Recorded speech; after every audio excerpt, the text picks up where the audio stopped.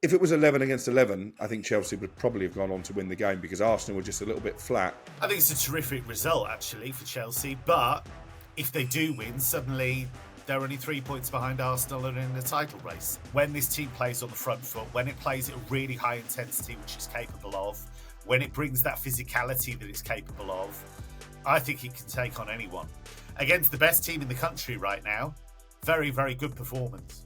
Is this genuinely a team that can challenge for the Premier League title this season? No, because I think Arsenal are superior and I think the gap is probably already too big, but I certainly think they are in a very good position to go on and secure a place in the top four and maybe put a trophy in the cabinet by way of one of the cups. And I think that overall would be a very good season. What about Mikel Arteta? Does he see this as a missed opportunity? Historically, had they had won yesterday, all the statistics basically say they've won the title. When you play against 10 men for as long as they did, there is an argument to be made that it was a lost opportunity. I don't think at the end of the season this will be a dreadful point.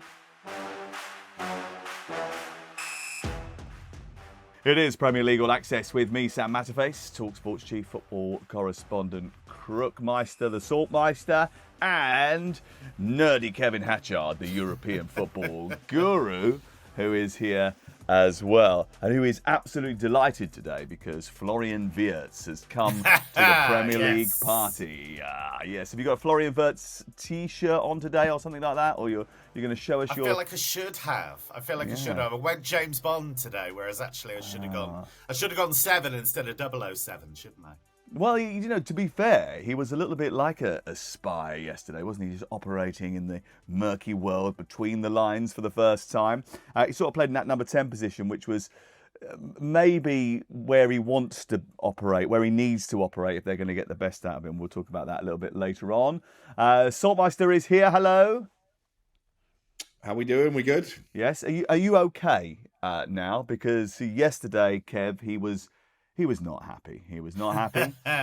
He wasn't enjoying. He'd had a rant, obviously, about Manchester United in the first half of yesterday's game. Then he had a meltdown in the first half of Chelsea-Arsenal, suggesting it was a rubbish football match. When is a real football match going to break out, he said. And I was trying to explain to him that it was actually already quite a good contest between two teams that were going hammer and tong at it. Have you realigned your judgments, having sort of had some sober thought over the last 12 hours, Crook, or are you still sort of banging the drum that Manchester United are pretty rubbish and that the game that we went to yesterday was not up to your standards?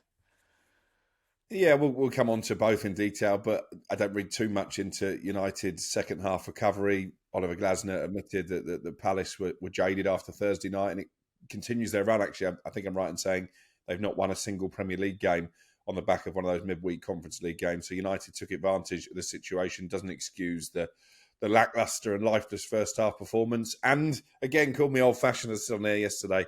I like a football match and not a fight. And there wasn't much football in that first half at Stamford Bridge. Oh dear. Okay, well, we'll try and make you happier over the course of the next 40 minutes or so. We'll try and massage your ego a little bit. We'll try and give you a little bit of football because we know how much you love it. And we'll also get stuck in to some of the big talking points. It's been a dramatic weekend, comebacks galore, red cards, big decisions, big London derby in the Premier League, at the top of the Premier League, which Chelsea, I think, will probably look back on and think it was their day.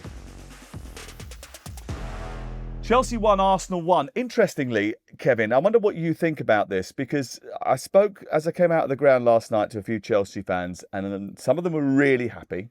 Down to 10 men for a very long time, a point against one of the best teams in Europe, terrific effort, loads of energy, and they got over the line and arguably looked like the more likeliest to win it towards the end of the game. And then there's one or two that are sitting there thinking, the game was there for the winning. We should have done a little bit better than that. Where do you stand on the sort of the fallout from it? What's the narrative here? I thought good point for Chelsea, not so good point for Arsenal, but, we'll shake hands and move on at the end. What was your feeling? I think it's a terrific result, actually, for Chelsea, but if they do win, suddenly they're only 3 points behind Arsenal and in the title race. So I get that, because actually I thought they played really attacking football considering how long they played with 10 men for. And I think you have to put this game next to the Barcelona game as a package, because I think what it's shown us is that when this team plays on the front foot, when it plays at really high intensity, which it's capable of, when it brings that physicality that it's capable of, I think it can take on anyone. And I thought they blew Barcelona away in the Champions League. I thought they were sensational. I thought it was one of the best Champions League performances I've seen this season, right up there. Pace, energy, incredible quality. And yeah, I think what was really impressive about this, considering Caicedo was sent off when he was that there wasn't an element of panic. And actually, even though he did still play on the front foot, they didn't play chaotically. And he talked about control, Enzo Maresca, afterwards. So against the best team in the country right now, very, very good performance. Yeah, 7th red card of the season if you include the one that he got for celebrating the winner against Liverpool, Crook. Moises Caicedo sent off, I think, when you look back at it quite rightly, for being excessive in the challenge. It was some speed with which he went into that challenge with Mikel Merino. What he did brilliantly, I thought, was whereas in the game with Manchester United and in the game with Brighton, when Chelsea had a player sent off, he made the wrong substitutions. He got his tactics absolutely spot on. 4-4-1, make sure you're solid, but have enough adventure and endeavour to get forward and attack as well.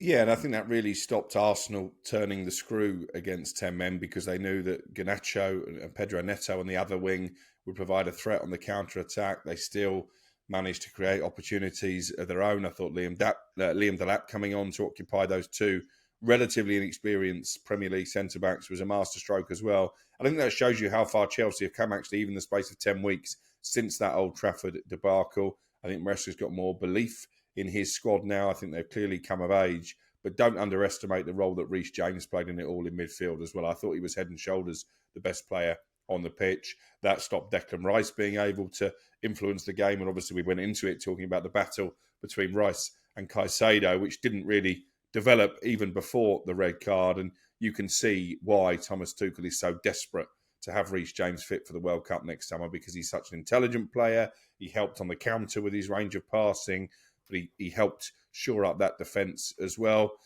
If it was 11 against 11, I think Chelsea would probably have gone on to win the game, because Arsenal were just a little bit flat. And I do wonder if the fact they didn't have Gabriel or Saliba for only the second time since August of 2021 played a big part in that, because they didn't seem to have the confidence in that patched up defence to express themselves going forward as they usually would.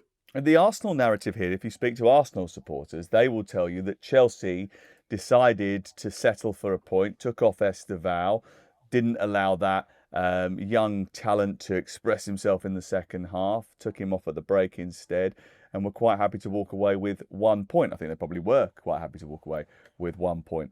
But Mikel Arteta, will he be feeling disappointed this morning? And should he be criticised for, when they got to half-time, making a sort of defensive substitution rather than an offensive substitution, Kev? Yeah, I think in the grand scheme of things, when you look at, you're tiptoeing your way through a season, Chelsea away with the week they've had, yes, you have 11 against 10 for most of the game.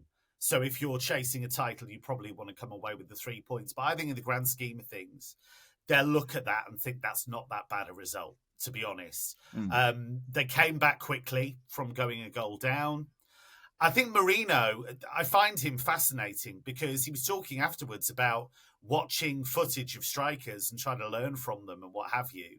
And I do admire that, but it's still a really odd situation, isn't it, when you think about it? But he gives them something that is really important. And again, when you link it with the Champions League, if you look what they did to Bayern in midweek, what they did that was really clever is they took away one of Bayern's biggest weapons, which is the high press. How did they do that? They went long. They went direct to Merino, and he gives you that opportunity. I think he is starting to get the credit he deserves, but he is a hell of a player, and he's come on leaps and bounds in the last couple of years. I think he's become a really, really effective Premier League player, and obviously at international level with Spain. He is, but isn't he doing what Victor Gyökeres should be doing? I mean, yeah. I think he trusts him more. I think Merino's such an intelligent player. Not that Gyökeres isn't, But I think he is different. And I think he trusts the fact that he has those midfield attributes as well, the fact that he's so good without the ball, the fact that he's so disciplined. And yeah, it'll be interesting to see as the season progresses how much trust is placed in Gyökeres. One point on the Chelsea side, just very quickly, and I've been super critical of him, but I thought Sanchez was great and actually made a couple of really, really important saves and a double save at one stage when he got clattered by Gyökeres. And, you have to give credit where it's due. And I think he has improved. I thought he did well at the Club World Cup. He still looks as though he's always going to have some mistake in him somewhere, but you have to say he has improved his level. Hence the new Chelsea song, which is maybe a little bit tongue-in-cheek, but, he didn't used to be that good, but now he's all right, is the general tone of it. And that he is appreciated at Stamford Bridge, that is for sure.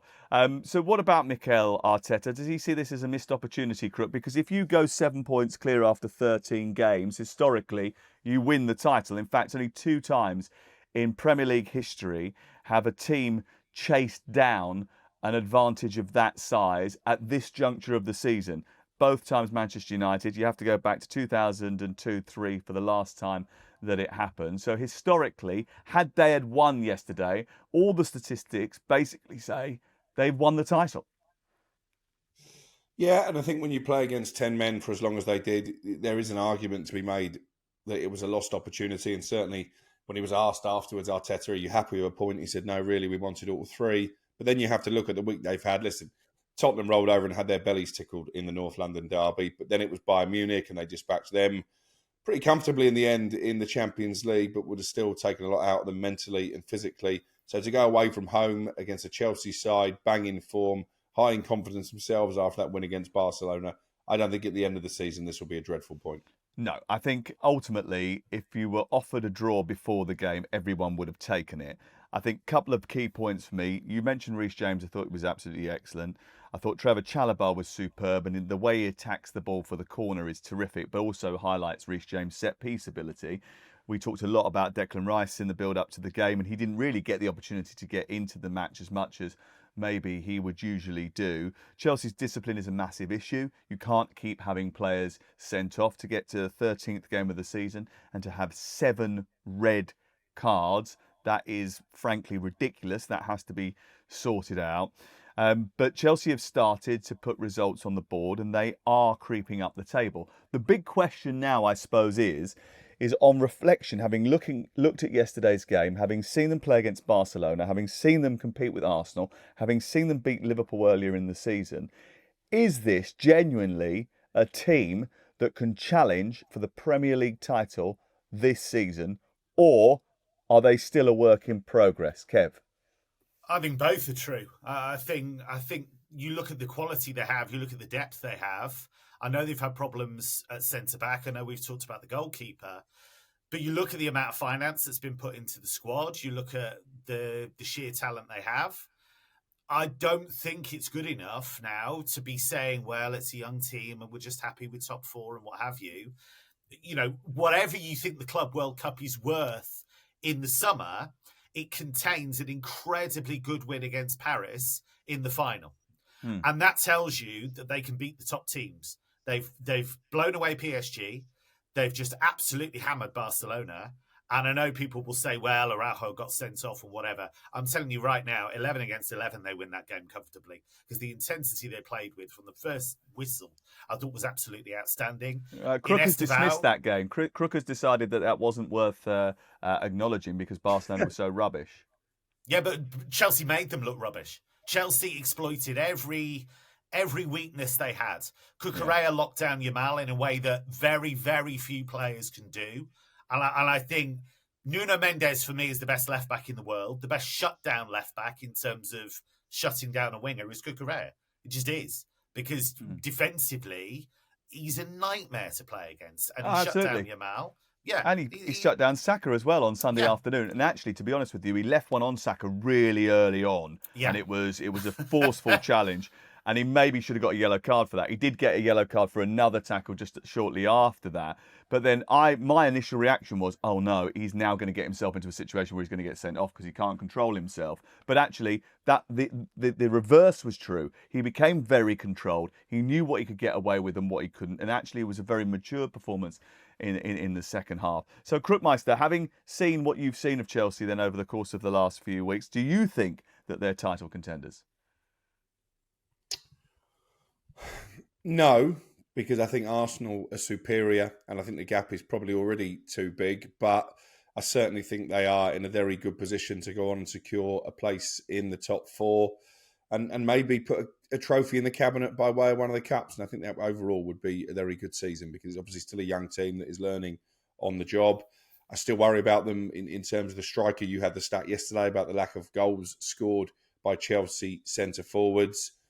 I don't see João Pedro as a number 9. I think Liam Delap is still pretty raw at the top level. So I do think that is a potential issue. But you can't argue that they're a much better team now than they were even at this stage last season. And the fact Cole Palmer is fit and doesn't have to be shoehorned straight back into the starting 11 tells you how far they've come. They're no longer Cole Palmer FC. Okay, let's move on to West Ham against Liverpool. Liverpool with what ended up looking like a routine victory. It wasn't actually. It was a little bit harder than that. They had to compete with West Ham United, who stuck in the game. They weren't brilliant, Liverpool, but they were a little bit better than they have been recently. And Kev, you watch a lot of Liverpool, and I think 3 things stand out. One, they won the game. That hasn't been the case for the last couple of weeks. 6 in 7 defeats in the Premier League tell you that. They got a goal from Alexander Isak, which was really important because he hadn't scored a Premier League goal up until yesterday. And Florian Wirtz was used in the number 10 position, but he could only play in that position, Kev, because they sacrificed Mo Salah, leaving him on the bench and playing Dominic Szoboszlai over on that right-hand side. What does that tell us about Liverpool, Arne Slot and Salah's future? Well, it tells us it was the right thing to do, at least for that game. And, you know, every player in a really demanding schedule has to be rotated at some stage. And he isn't untouchable. And his performances tell you he shouldn't be untouchable because the truth is he hasn't... The team has malfunctioned, yes, but he hasn't been delivering. You know, you look at his performances, he hasn't been. And he gets a free pass largely defensively so that he can deliver at the top end. And he hasn't been doing that as regularly as normally he would. Now, nobody's necessarily expecting him to deliver the kind of numbers he delivered last season. That was phenomenal, like an unbelievable body of work. But there's definitely been a big drop in his performances, and it wasn't working. And so they needed to shake some things up. And this time it worked. But you're right.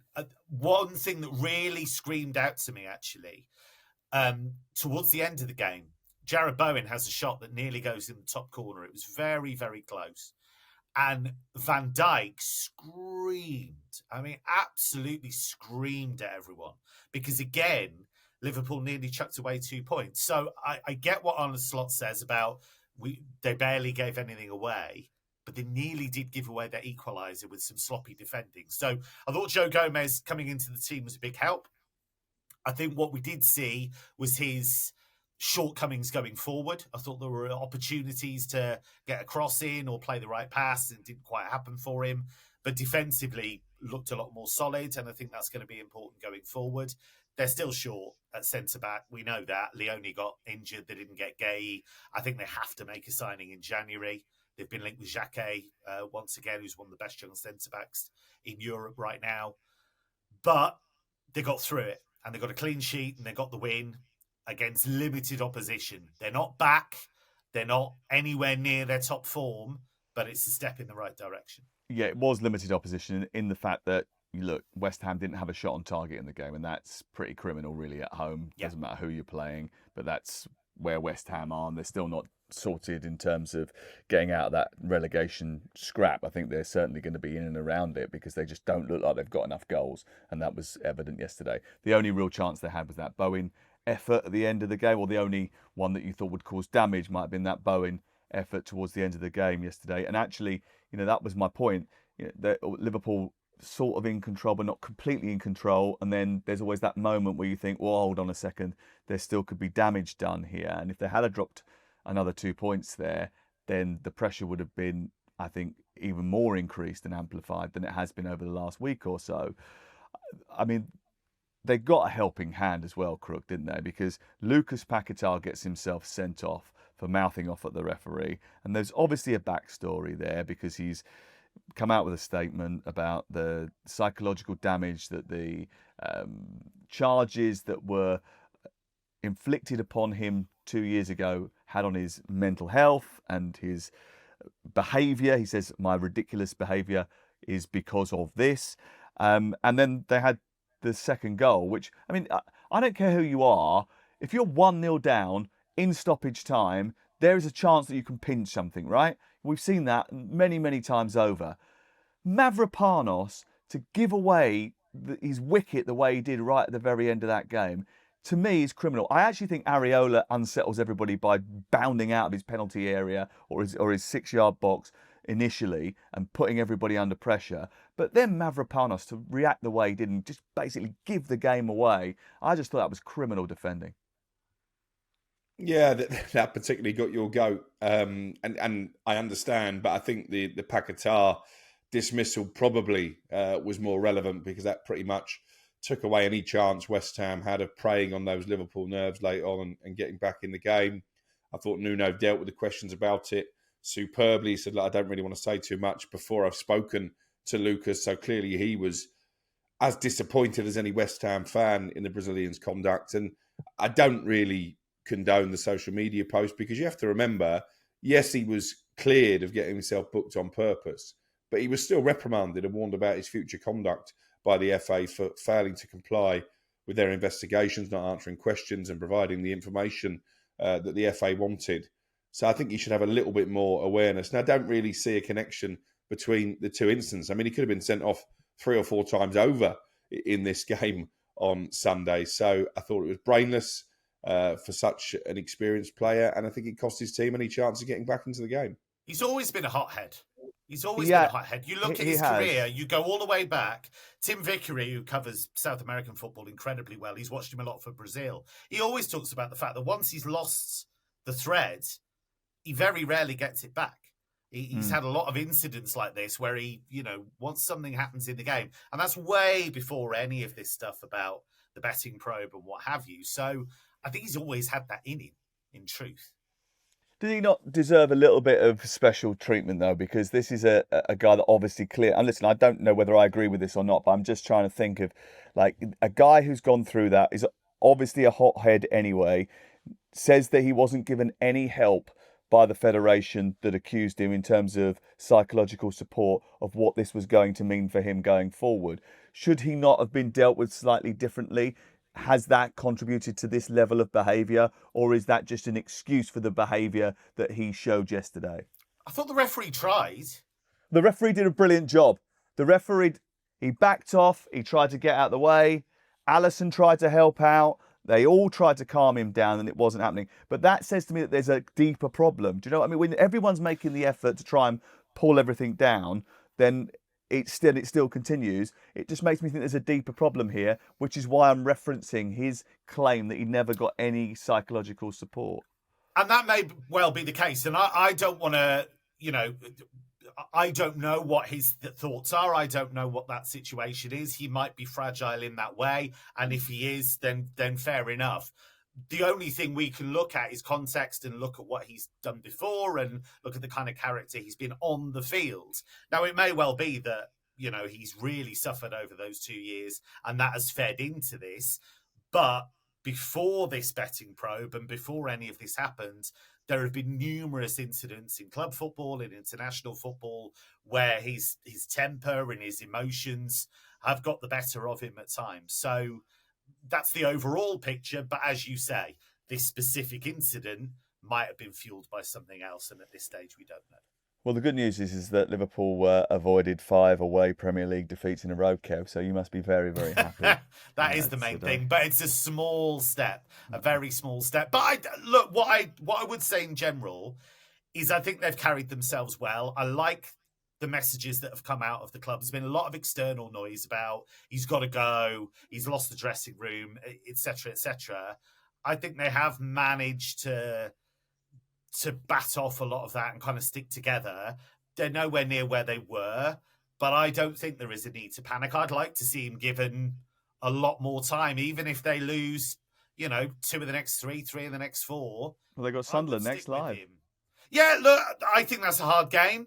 I think Leeds is a hard game. I think they're all hard games now because this is a team that is still struggling to find its best level, but the raw material is there. But I would give him, I think he's earned, Arne Slot, the opportunity to get this right. And it might take a long while, but I think he's earned that right to do so. Crookmeister, that was the most Liverpool PR front-footed assessment of the situation. First of all, I don't think anyone actually, I mean, maybe a bit of social media stuff, but I don't think anyone of any note really has turned around and said he should go. I think Jamie said that he had a week to save his job, and he said that was ridiculous to say it, but these are the reasons for it. And he backed it up in a very considered article, actually. I think we had the conversation about it last week. You can't go on forever. Someone's got to do something here, but we caveated it. And I think actually the press have handled it in the right way. There's a lot of caveats, there's a lot of mitigating circumstances, especially with the Jota situation. So I think actually, as much as Kev says, they've handled themselves terrifically. And some local journos they've funneled off the noise. Well, it can't continue. I mean, you can't keep losing games, but at the same time, I don't think anyone said slot out, did they? I think there have been a couple who said this is the end of the road and maybe there has to be a change. Okay, well, I'm surprised about that. But Crook, the fact that he's managed to pick up 3 points here gives him a bit of breathing space. And you've always been banging the drum, actually, that they're quite comfortable with everything. They'll be a lot more comfortable now the most expensive player in the world ever has scored a Premier League goal.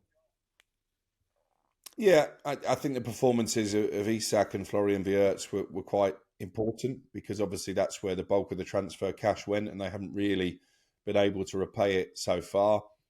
I do think there's a wider debate here about Mo Salah because the Saudi interest is still there, and it wouldn't surprise me if come the summer Liverpool decide to cash in and actually on form, if they can get a decent transfer fee, maybe most Liverpool supporters would wish him a fond farewell. I think it was the right call to take him out of the team because he's just not having the same impact he was last season. But you're right, in terms of the manager, the impression I got before the PSV game was that they were quite relaxed about the situation. They hadn't seen a change in his behaviour. He was still working the same way that he did last season, which obviously brought them so much success. And I think as a board, they were prepared for teething problems, making so many changes to the squad, wishing farewell to some popular players.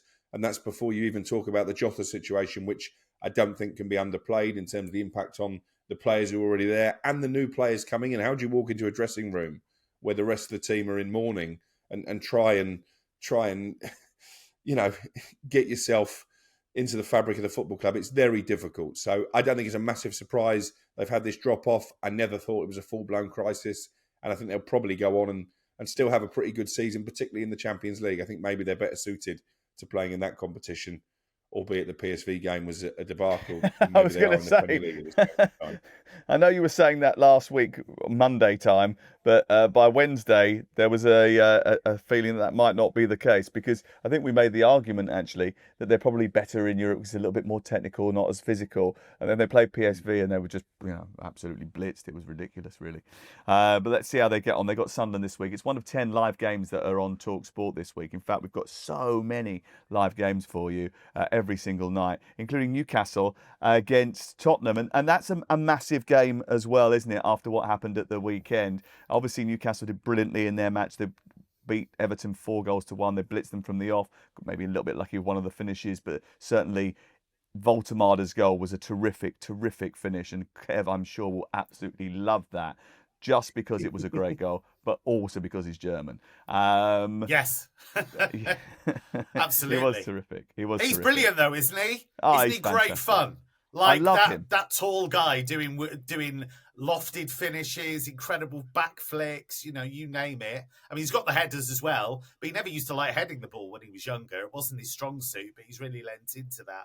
But he's just an extraordinary player to watch. He is. He's brilliant. And they play Tottenham at the weekend, and it was an extraordinary game that I was at on Saturday night when they were beaten at home by Fulham. 3 wins in 21 Premier League home games.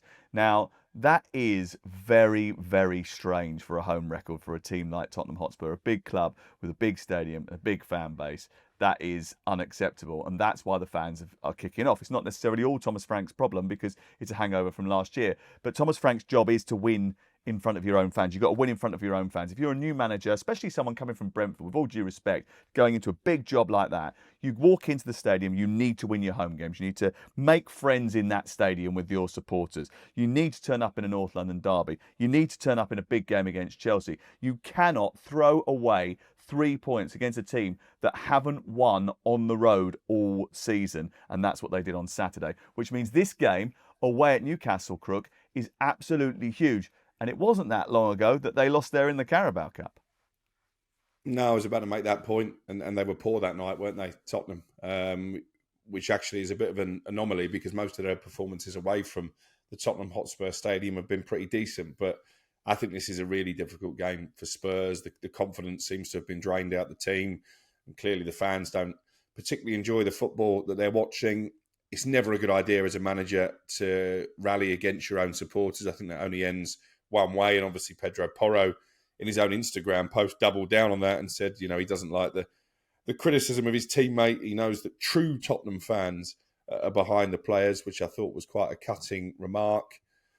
But on the flip side of it, I don't think the players are invested into what Thomas Frank wants to do. Certainly, you look at the body language in the North London derby, that struck me as a group of players who weren't particularly buying into the new manager.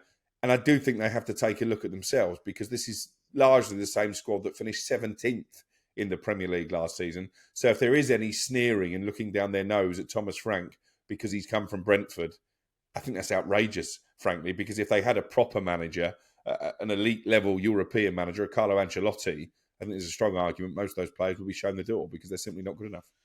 Yeah, I mean, that's quite a strong take. But first of all, I suppose the idea from Tottenham is that Thomas Frank becomes one of those elite coaches. They've brought him in because he's had the stepping stone of working in the Championship. He's worked in the Premier League, brought the team up from the Championship. He's now been elevated to the next level, which is the Tottenham level. And they hope that he's going to grow with the rest of the squad and become elite. But the squad doesn't look elite, does it? I mean, especially at the top end of the pitch where they don't ever look like scoring a goal, Kevin. No, it's strange because some of the personnel have decent track records and look okay. I was not a bit in the 50-50. Premier League, though. Not in the Premier League. No, that's true. That's true. They don't have that proven track record. Colin Moani, we're seeing a few glimpses here and there, but that's a work in progress. Xavi, I think, is a work in progress, but I'm still not totally convinced he can deal with the physicality and the pace of the Premier League. And also, I'm interested to see if he can deal with not having a team built around him. If you look at when he was at Leipzig, which is by far his best spell, PSV as well, they were teams that were built around him, effectively. And Spurs aren't going to do that at the moment. So I think the other thing as well is that if you're not winning, the football at least has to be attractive. But the football isn't attractive either. Some of the performances have been so abysmal going forward that you have the worst of all worlds then because you're still losing and you're not looking as though you're going to get a goal, let alone a result. So I think he has to look at that. I can understand why he's gone in and tried to fix the structure defensively and tried to make them harder to beat. I get that.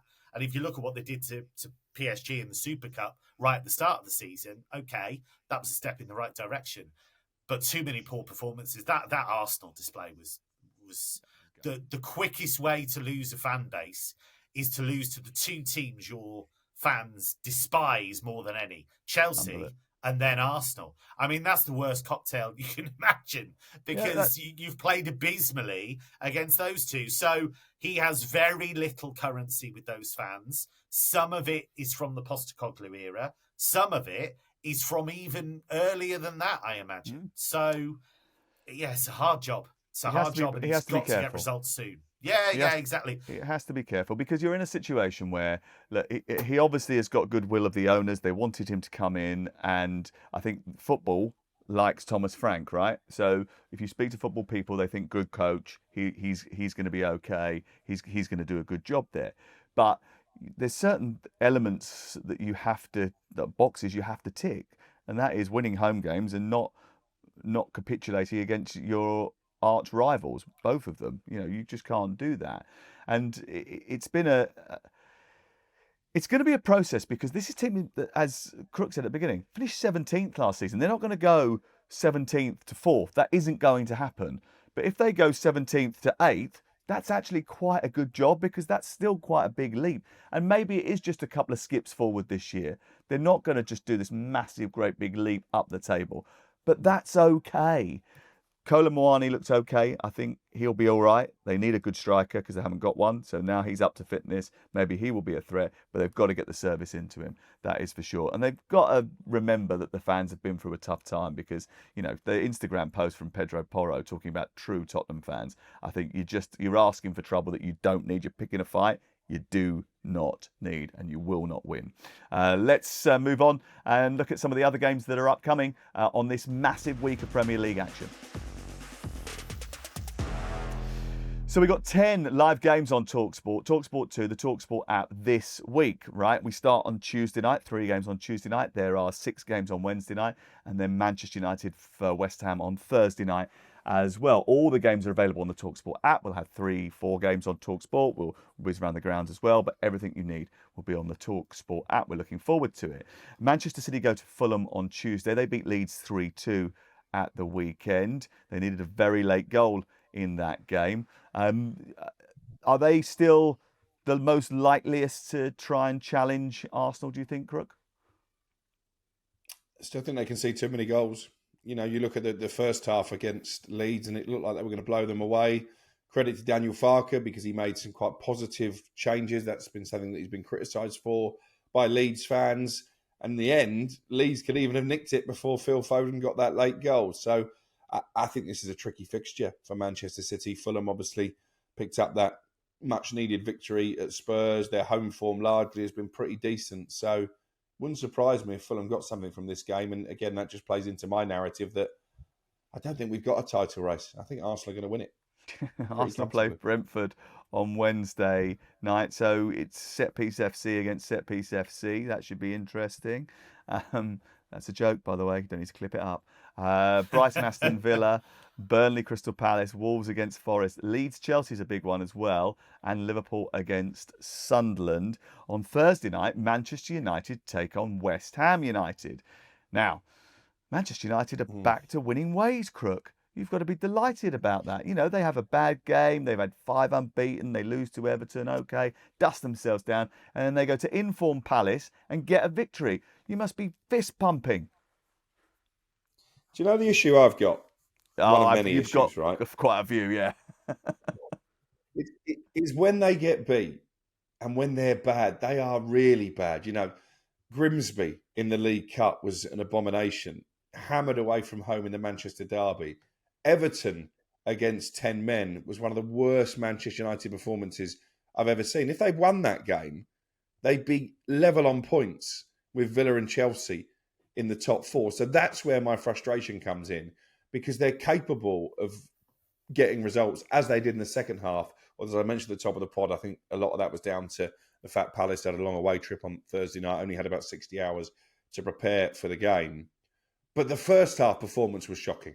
A lack of energy. There was no willingness to run off the ball. The system for me was a problem. Again, he did make a little tweak actually in the second half. He got Mbumo higher up the pitch, almost playing in alongside Xerxes, and that enabled them to go on and win the game. But the next bad performance is only ever around the corner, and it'll probably come on Thursday night. He's not going to be comfortable, whatever happens at Old Trafford. I do feel a little bit sorry for him, Kev. I mean, I don't feel sorry for him very often. Because there's not much joy in his world at the moment. I don't know why that is, but there doesn't seem to be much joy in his world at the moment. Even to the point where when Mason Mount scores what turns out to be the winner, he is at the Chelsea buffet filling his plate with every kind of possible bit of food stuff, and I have to shout out to him, Crook, baby Jesus has just scored. And he just turned round. He didn't celebrate. He didn't cheer. He didn't run over to the screen to have a look at it. He just went, how the hell are we winning this game? Well, yes. I mean, we had quite a long kind of text conversation on Monday after that performance against Everton. He was not a happy man, I have to say. And with good reason, but we slightly differ on the reasons for this. Because I do speak up for Amorim, and I don't think he helps himself sometimes. Some of the things he says publicly, I think, really hurt his cause. But it's almost like a frustrated supply teacher and the kids just won't behave. Because there are spells in every game where they just don't run. And all of that, I get the impression, sometimes you get coaches where you get the impression, he's told them 100 times, if you do this, then we can win the game. We can do this. And it all disappears out their heads as soon as the game starts. But it's the lack of willingness to do the basics, the running, the fighting, all that stuff. The reason we talk about this so much in football is that it's a low-scoring sport, and that stuff matters. All that stuff makes a difference. Intensity, fight, all that stuff. And you only have to be off it a few percentage points at this level, and you're dead in the water. And that's what happened against Everton. I know he made mistakes tactically. I get that. I do get that against Everton, against 10 men. But there was so much space for players to run into. And just 5-yard passes, underhit, overhit, the wrong angles, the wrong runs, all that stuff. Now, he can fix some of that on the training ground, but not all of it. I think this goes back way, way before him. So many performances with players not running, not fighting, and just kind of collectively giving up. And I think they need to still be looking in the mirror. I still think this is largely a recruitment/player issue rather than a coaching issue. I think you're right. And I think the Everton performance sort of is an example of that, because actually Everton just worked a lot harder. Jack Grealish was sick at the end of the game. He had cramp. I was in the tunnel with him. He was like literally on his knees. He was like, everyone thought I was going down with cramp because I was trying to waste time. I wasn't. I literally had just dashed 80 yards that way and then 80 yards that way. I was done. It was absolutely exhausting. But, David Moyes got that buy-in from those players, and it's only very rarely that you see that from Manchester United. And you just think if you did that, it would take you to the next level. Of course, there is a recruitment issue. The quality is not there. I went through the squad with him yesterday. The fact is a lot of the players that they've got are either very young and inexperienced, someone like a Dorgu, who obviously has some talent, because otherwise they wouldn't have scouted him, but he's feeling the pressure of wearing the Manchester United shirt. And then a lot of the other players either are towards the end of their career and on their way out of Manchester United, or they've just come in. There's not enough of those middle band players, those 25 to 28-year-olds that are in the prime of their career. There's not that. And that is, I think, a major issue. The squad is very unbalanced in terms of age, I think, as well, and experience. It used to be, years gone by, that Crystal Palace would be trying to take advantage of Manchester United's tough away trip in Europe, but the roles were very much reversed, weren't they, on Sunday? I wonder how it will pan out on Thursday night when they take on West Ham United. Okay, so before we leave, one more thing each from what you're looking forward to going into this midweek of matches, because actually it's a crucial period now, isn't it? We're into December, the games are going to come thick and fast over this next month, and everything can and probably will change. So Crook, what are you looking forward to most? Do you know what? We've not really touched on it. I think Brighton Villa is quite an interesting game.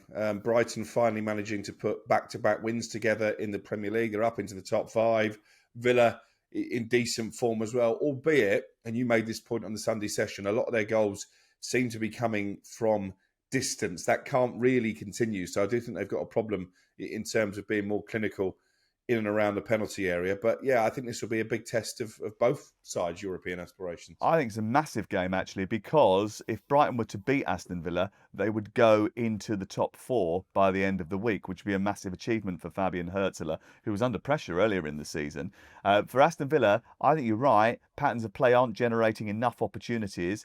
They look a little bit pedestrian at the moment. I don't know if the sort of season's catching up with them a bit. Ollie Watkins, 1 goal in 20 now appearances. That's obviously going to hurt you, but they don't look like scoring goals. A lot of their goals, I think 9 now from outside the penalty area this season. That sort of high tariff that they put on chances is not going to hold for the rest of the season. They need to come up with a way of creating more chances more often. Kev, what are you looking forward to this week? Fascinated / terrified to see what Sunderland can do at Anfield, because that performance against Bournemouth, given the fact they were 2-0 down, was terrific against a really good side.